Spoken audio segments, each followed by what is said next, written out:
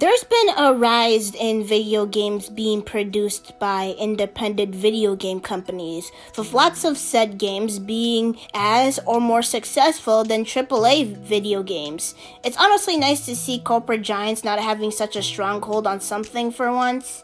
Most of these indie titles are platformers, which is fine, don't fix it if it isn't broken, but a lot of the same people who eat up these indie platformers are the same people who criticize AAA companies for producing first-person shooters, but that's a topic for another day.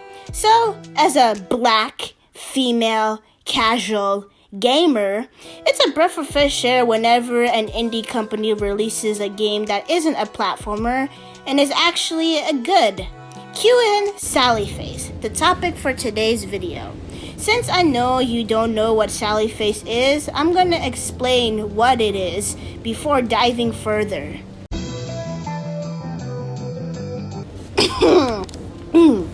Sally Face is a point-and-click indie horror game created by Portable Mooses. The game is broken down into 5 parts called episodes. The first episode was released on August 16, 2016, with episodes 2 through 4 being released between July 7, 2017 and November 30, 2018. The final episode was released on December 13, 2019. The game was a success, with multiple popular Let's Play channels like Jacksepticeye playing the game. It won a few gaming awards, and currently it has a 10 out of 10 rating on Steam. The plot follows Sal Fisher, a 15-year-old boy who wears a prosthetic face mask due to a childhood accident. He and his dad move into Addison's apartments to start new lives. There he befriends a group of teens. Larry, a nice but troublemaking teen who's Sal's closest friend, and also my favorite character. Todd, a smart, gay, tech-savvy kid who's mostly just a plot device.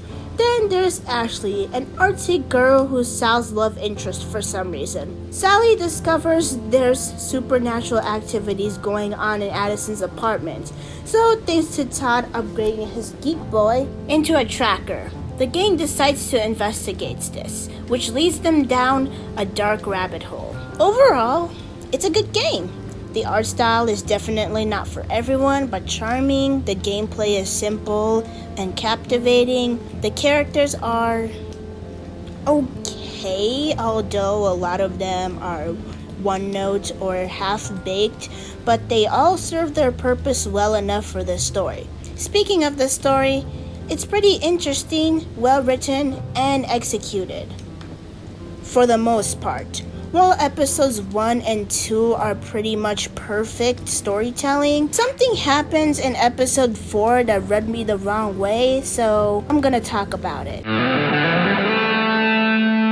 Episode 4 is a time skip, which isn't new for the game. Sal is 15 in episodes 1 and 2, but ages up to 17 in episode 3. At the end of episode 1, we're shown a prisoner adult Sal talking to a therapist. It's worth noting that episodes 1 through 3 and a lot of 4 are just flashbacks. So my problem doesn't lie in the time skip, it's the execution and length. Sal goes from age 17 to age 22. That's a lot of years. It also doesn't help the fact that a lot went down during that time period. Sal and Larry are stepbrothers now, which doesn't make any sense as their parents never interacted with each other. And now, I'll admit, I was being a little disingenuous when I said Ashley was just a love interest for Sal. She wasn't a love interest for Sal.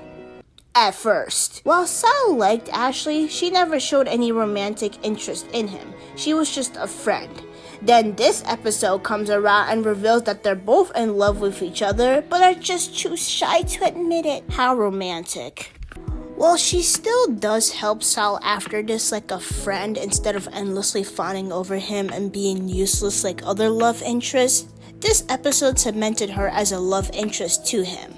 Now, I understand why they decided to skip over all the romance stuff, since romance was never a big part of the game. Sal's crush on Ashley, for example, was treated as one note. So focusing on romance when it holds no relevance to the main plot would have been a dumb thing to do. If only Star versus the Force of Evil didn't go that route. If only. but it still would have been nice to see them gradually falling in love with each other on screen.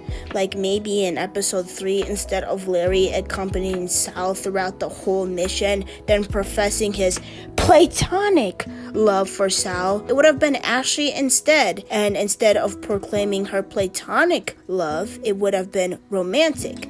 That scene would have been cute, but a girl can only dream. Even though I've talked about how much I hate the lackluster romance in the episode for like at least 2 minutes, it's not my biggest gripe with it.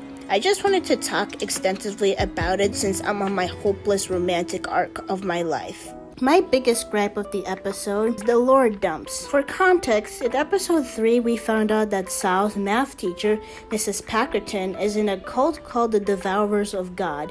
Then mysteriously, she dies in a car crash at the end of the episode. We don't know much about the cult from this episode, just the fact that it started and seemingly ended long ago. In episode 4, we learned that the cult didn't really end, since all the weird stuff that's been happening in the game is mainly due to them. That is such a huge bombshell. Only one problem though. This is a mystery game. So to some degree, we have to find this information on our own. Revealing such a huge revelation and throwaway dialogue ruins the investigating part of the video game. While episode 4 does this a lot, it also happens in episode 5. One of the victims of this lore dump is Larry's dad. For context, Larry's dad disappeared after Larry accidentally killed one of his neighbor's bunnies while playing with fireworks. It's believed in episode 2 that he is a ghost in Addison's apartment, but that was debunked later in the episode. Turns out that Larry's dad is an alien that gives Sal's cryptic messages throughout the game. I wish that his character got more depth, since when he was trying to justify abandoning his family after years of being with them, I could not sympathize with him. Like, dude, you're a deadbeat dad. No amount of excuses will make that fact any better.